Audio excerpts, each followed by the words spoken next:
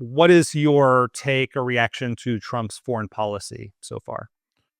Um, well, like a lot of things about Donald Trump, it's all over the place.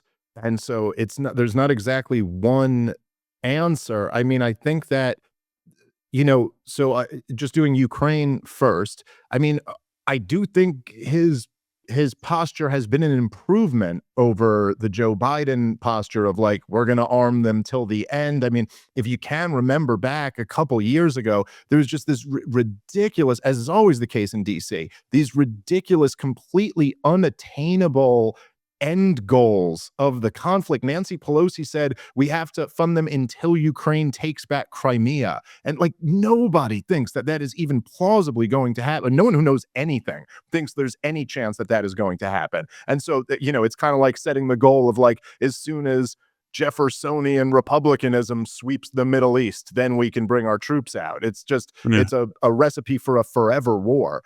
I think the mineral deals thing is just terrible. I was hoping after that confrontation in the White House that maybe that would have snapped Donald Trump out of wanting to do this. I mean, the way he's selling it as, hey, it's kind of good for America, except it's really not. There's really not that much rare earth minerals in Ukraine. It's this is not going to move the needle at all for America economically. And then he's kind of selling it like it kind of is a security guarantee for the Ukrainians. Like maybe the Russians won't want to mess with you if you're in business with us. But again, the problem is this is the whole reason why the war started in the first place. And the one thing that Donald Trump got right was saying that like we shouldn't be a part of it. If we are a part of it, we should be trying to negotiate an end to it. And that's it. I do think, like Donald Trump does seem to want to negotiate an end to the war. And I think right now the obstacle to that is Vladimir Putin. And unfortunately, it's kind of like we emptied all of our bullets and now we really have no leverage over him to not just take what he wants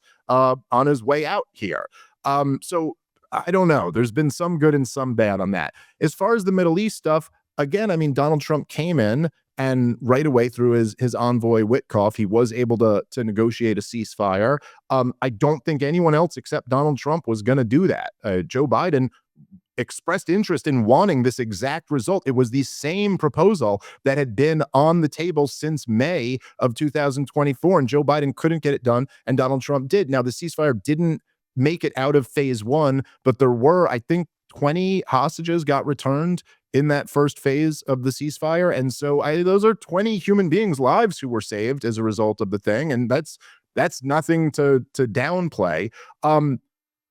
Again, like Liz said, I don't want to have TDS, and so you don't want to overreact to the things he says but doesn't do. But even just floating out plans of the U.S. taking over the Gaza Strip and ethnically cleansing the Palestinians out and never letting them return, this is just absolute madness. And look, I will say right now, I think things are substantially better than they were 3 or 4 weeks ago, where it really did look like we were about to go to war with Iran. And in fact, Netanyahu even drew up the plans and presented them that involved Israeli and American strikes on Iran's non-existent nuclear weapons program. And I do think that would draw us into a war. Donald Trump pulled the plug on that and is now in negotiations with Iran. He, as you mentioned there, he said they've come to a deal with the Houthis where we'll stop bombing them if they stop attacking our ships, even though they only attacked our ships after we bombed. But regardless of that, I think Donald Trump is, it's like he walks us up to the cliff and then walks away from the cliff. And then his fans go, oh, look at the 4D chest to get us away from that cliff. And it's like, yeah, but you could have just not walked there, man. Like we're right back where we started. The truth is Donald Trump never should have torn up the Iran deal that Obama was able to negotiate. And now he's back at the table with them, essentially trying to get a new inspections regime that we already had, but he tore it up because the Adelsons told him to, and it had Obama's name on it. I mean, not even technically, but in the public mind it did. So, Right. I will say the one thing which I've said on my show a few times, but war with Iran really is the one thing that I see in a likely possibility where I will say I made a mistake in voting for Donald Trump and apologize for that for the rest of my life. Oh, But geez. Well, let's hope it doesn't come to that. Yes, it would be Yeah. truly horrible for humanity if I had to apologize. Hey, that was a clip from Just Asking Questions. You can watch another one here or the full episode here. And please subscribe to our brand new channel to get us started off right and be notified when new episodes or clips go up. Thanks for watching.